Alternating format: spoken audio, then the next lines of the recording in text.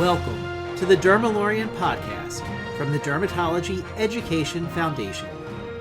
In this episode, we'll get an update on the first state in the U.S. to adopt the physician associate title into law. But first, some good news for dermatology NPs and PAs. Compensation appears to be on the rise. We spoke with Michelle Sullentrup, founder and CEO of MyDermRecruiter, the largest dermatology recruitment firm in the U.S., currently representing more than 1,000 opportunities across the country. Michelle says she founded MyDermRecruiter to bridge the gap between dermatologists, dermatology NPs and PAs, and employers who are seeking top-notch professional talent. This is the first of a two-part conversation with Michelle. So the thing that we've been doing at MyDermRecruiter is we've really been focused on data when it comes to NP and PA dermatology jobs, what their compensation really has been over the last year or 2 years, and then what the opportunities are that are available out there for them. Because those are the two areas people really want to focus on, right? Where can I go? What's available? And how much money am I going to make? And we know that that's important to the candidates that are coming to us looking for opportunities. But what we've really focused on over the last 5 years is really gathering data, right? Because data gives us real numbers, the real ability to be experts with our candidates and tell them what's happening in the market. So I just reviewed today, we actually have data on our last 57 hires I was looking at today. And to give you some very broad numbers on that, we looked at our last 57 hires and remember, these are in all company verticals. So if you think about private practice, physician-owned groups, right? Then private equity owned or managed groups, okay? And then also multi-specialty groups are in here. We don't have as many of those, but we do have some of those sprinkled throughout this, kind of cut of data that I have for these last 57 hires that we did. And these jobs are across 17 states. So, that's a good number to give us some real strong data. The thing that came off the most interesting for me is that, on this average of 56 jobs across 17 states, the average compensation, and we're talking about base salaries only on this, was 145,981. So on base salaries, the average nationally has gone up to 145,000 plus on the base salary, which is exciting because we used to say 2 years ago, the base salaries are somewhere between 90 and 120. That just 2 years ago has gone up tremendously. So I'm happy that we're keeping up with, inflation and the cost of what's happening, right? In the US as far as our cost of living goes. But I was glad to see that because that was quite a jump from those, 90 to 120. The other interesting thing is that the highest base that we saw out of the last 57 jobs that we've hired here at MyDermRecruiter across these 17 states was 198,000 on a base salary. Pretty good, especially when you compare it to what I just said, which was it used to say 90 to 120. The lowest was 100,000. And believe me, there are probably sprinkled in this 57 data, a couple part-time jobs. And that's what I'm guessing, frankly, is that one of those was a part-time.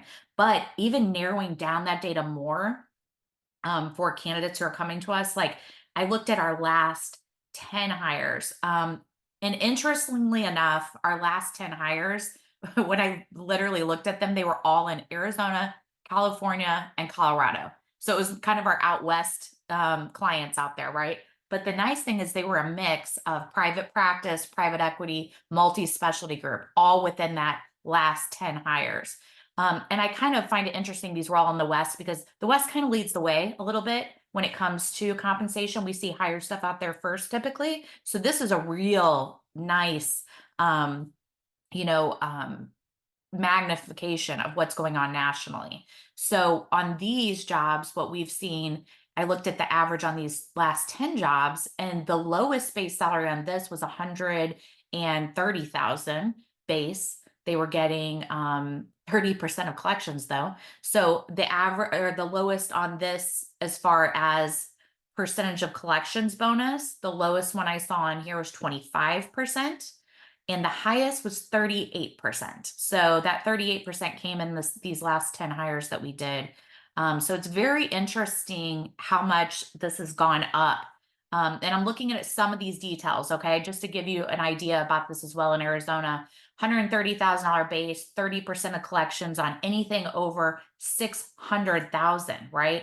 That she gets 30%, but she gets an additional kicker, they're calling them now. So you get an additional $5,000 bonus on anything over the first 600 and anything over the 800 during that same year. So if you're a big biller and you're billing, 850 a year, they're getting an extra $10,000 on top of that. Plus they're getting that 30% of collection. So her threshold was a little bit higher. It looks like that one was 400,000, so it was a little bit higher.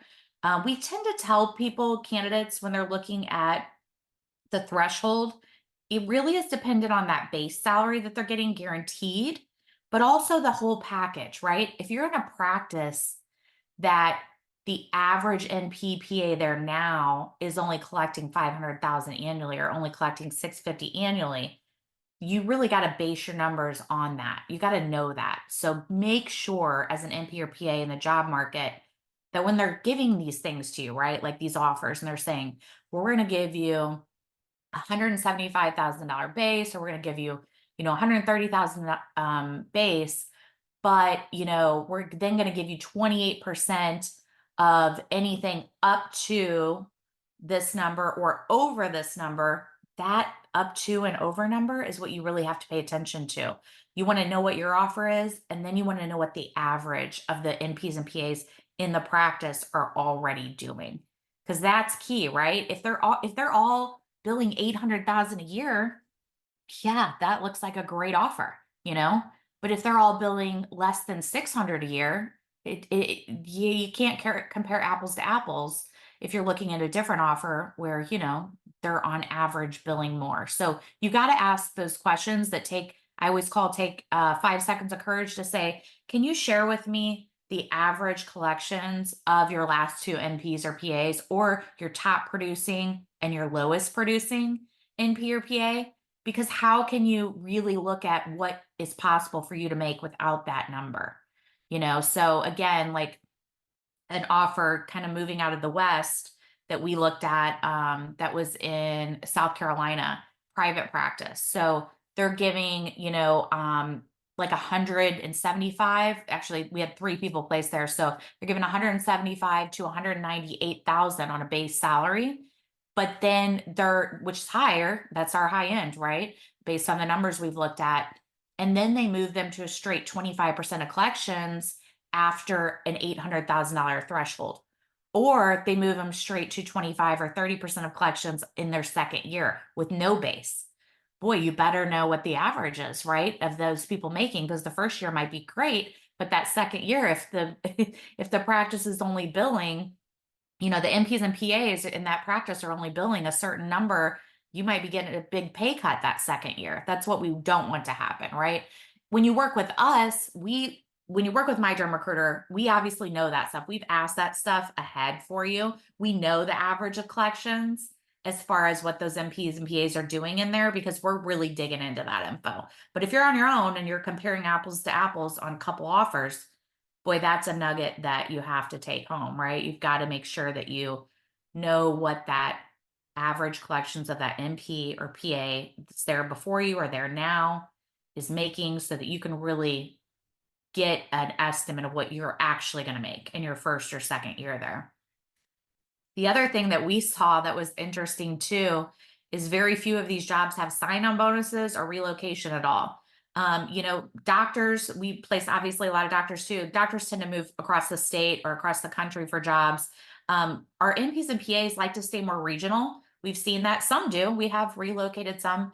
And if we are seeing that one of our candidates is going to get relocated, we are pushing hard for them to get some type of relocation bonus or help or assistance with making that move. But lots and lots of our candidates, most of them, I would say, are looking regionally in an area they're already living in or they're getting ready to move to. A lot of the NPs and PAs are looking to make a move within 30 miles, but maybe they got to get out of a non-compete area, or they have to, be a little further, or That is really the majority of what happens with us. They'll call us and say, "Hey, listen, I'm in Phoenix. I have to get it out of a 10-mile radius. So these are the areas I'm targeting." So we're able, as my derm recruiter, we're able to say, okay, we have these 6 practices we know in those areas. But if you're on your own, you've really got to take a look and see how many practices are in the area that you're targeting, because then it can become a little bit more competitive, right? So you have a couple practices in the same areas. They all have the same non-competes typically of, up to a 10-mile radius. I definitely want to tell people, please don't sign non-competes that are over 10-mile radius. I'm going to put that little nugget in there. But also, you guys then start finding yourselves looking in the same areas, right? And so it can become a little more competitive. So there may be some research that you really need to do up front. So if I'm an NP or PA, I'm living in Phoenix, I'm working in Phoenix now as an example, and I want to make a move, I'm going to first target out where I'm willing to drive to, right? Where am I willing to drive to work every day? How far am I willing to go? And I'm going to look at it in a radius area. There's a lot of people are like, well, I live on the north side, so I only want to look at north. Well, your non-compete might dictate you have to look at the south side, right? Or you have to look at the east or western side. So you have to be cognizant of that. So be a little open-minded when you're looking at the areas that you're targeting. And then secondarily go, okay, what practices are in those areas? Let's look at that. Which of them are similar to the practice I'm already in that maybe I'm not that happy with? Which ones have I heard great things about or have heard okay things about, right? So I kind of narrow those down and target that. And there may be that you don't see any openings posted for them. There's no opportunities available. I tell people that a lot as far as our business goes, because with my derm recruiter, we're often given opportunities that they don't want to advertise, because they only want our candidates who have been completely, screened and flushed out. So there are a lot of times a candidate will come to us and go, I've been looking on my own and I can't find any openings, or I'm only finding openings on the practices that are So I'll say, yeah, let us tell you what we have available. And they're like, wow, I didn't even know that group was hiring. It's like, well, yeah, they're, only using us exclusively to hire in that area. Or it may be that they say, hey, to us, they will say, we're not advertising, but if you come across somebody fantastic, let us know about them. That happens a ton. So, obviously we, want you to work with us, but when you're on your own and you're looking at these things, the job boards obviously are where a lot of people go first. Seeing what's available, what's out there. But I'm going to encourage you guys too to pick up the phone. I think that it's a lost art in this day and time to pick up the phone and target the practices you actually want to work for. So if there's 2 great practices, they're not advertising and they're not saying they're hiring, pick up the phone, call those groups and say, can I please speak with the person in charge of hiring your providers? Do not ask the receptionist, are you guys hiring any NPs or PAs that you know about? Because I guarantee you that those conversations have not trickled down to her right at that moment, probably. She may not know. She may be like, oh no, we're full. Like, oh, our office can't take any more people, right? Like I'm taking all these calls. When in fact, the owner or the practice administrator is like, we really have to add a person over here for these reasons, or an expansion is occurring that nobody knows about yet, right? So I really encourage you to make that phone call and talk to the person who's in charge of hiring providers for the practice. That is a key sentence, a key word track to use when you're making a phone call into those markets. But it can be competitive, right? Because if you are in a smaller targeted area, you really need to set yourself apart. I'll tell you one thing, making that phone call sets yourself apart, right? Also, it shows that you are proactively looking for the right opportunity. And I will often encourage people to say that I'm proactively looking for the right opportunity to make a move. I'm not quitting my jobs tomorrow, but I'm looking for opportunities in the area and I want to know what your practice has to offer and how I might be a great addition to that practice. Those things really, when you're in the job market, if you're in a tight market, that is a city that's, really oversaturated with derm practices and your non-compete covers half of them and you got to make a move and it, those are the things that are really going to set you apart, that you can make those phone calls, get in there. The other thing is networking. You have to make sure that if you're not networking with the societies, the derm societies or the derm professionals in your area, it's a big lost opportunity. You really want to be calling up doctors even in those practices you're interested in and saying, hey, I'm reaching out to you because I'd like to buy you a coffee on before you start clinic on Thursday. Do you have 15 minutes you can give me? Network with those people. It's really important. That goes back to people trying to break into the derm, specialty period, right? They're like, I'm an NP or PA, I'm a family medicine, great experience, done tons of skin stuff, but I want to be in a derm office now, right? And those are conversations we have a lot with candidates that call into us. But many times, if you're an NP or PA that's talked to us before, you know that we will say to you, we want you to get into the practice. We need, or into the specialty. We need you in the specialty. However, our clients are coming to us and paying us to go out and find people who have, experience, at least this much experience in a derm office already, right? But with that, we don't just leave you high and dry. We give you a bunch of tips that you can do, including these phone calls, including, all of these little nuggets of advice. And we even have a blog on our website as well under on MyDermRecruiter.com of how to break into dermatology. So even using some of those best practices from back in the, for people who don't have experience, those still apply a lot of time to people who have 10 plus years experience, those little nuggets of get on the phone, network, offer, a practice manager or a physician owner a coffee, to have a quick discussion with them to learn more about their practice.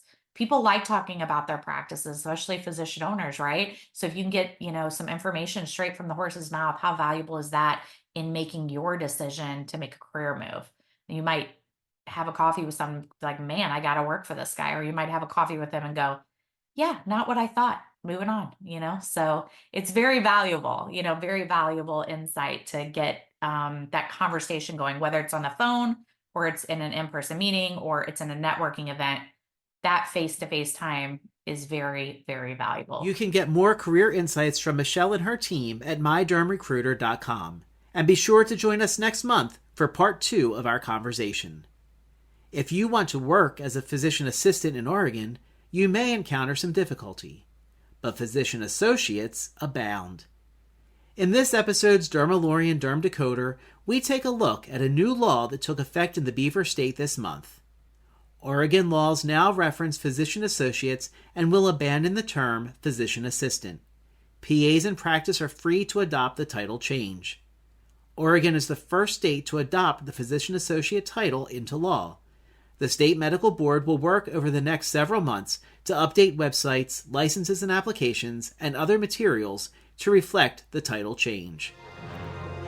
Thanks for joining us for this episode of the Dermalorian podcast from the Dermatology Education Foundation. You can hear other episodes wherever you listen to podcasts. And if you want to catch up with us in real life, consider attending the DEF Essential Resource 2024 or Derm 2024 NPPA CME Conference, July 24th to 28th in Las Vegas. Space is filling up, but it's not too late to register at dermnppa.org.